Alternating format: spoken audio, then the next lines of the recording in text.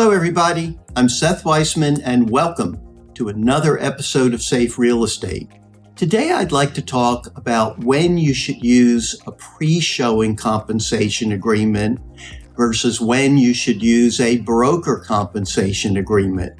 And you know, what GAR tried to do in creating both of these forms is really to give you options as to how best to protect your buyer commissions in real estate transactions.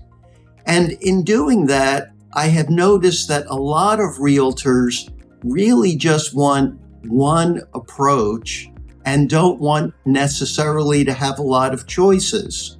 But I think both forms have a place.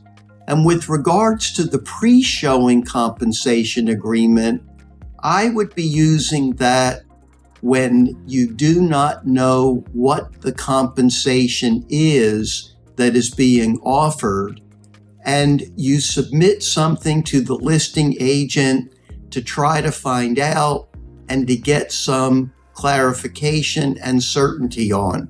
And frankly, I think the way the pre-showing agreement is going to end up being used is more by listing agents rather than buyer agents, because if you have a listing, you can go ahead and get the pre-showing compensation agreement signed and have it available to distribute to buyers or to buyer agents whenever they may want to know what is the compensation that is being offered.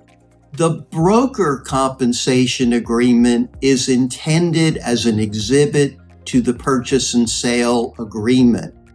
And frankly, if you get a pre-showing compensation agreement signed, you do not need to also have a broker compensation agreement signed.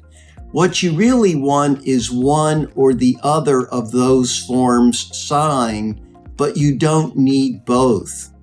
If you don't have the pre-showing compensation agreement signed, I would make the broker compensation agreement part of the contract, and that then will specify how much you are being paid, and it will be signed off by the party who is paying the commission. And one of the things that is also different about these two forms is we are asking whoever is paying the compensation to either sign the pre-showing agreement or the broker compensation agreement. If the seller is paying the funds directly to the buyer broker, the seller should sign the form.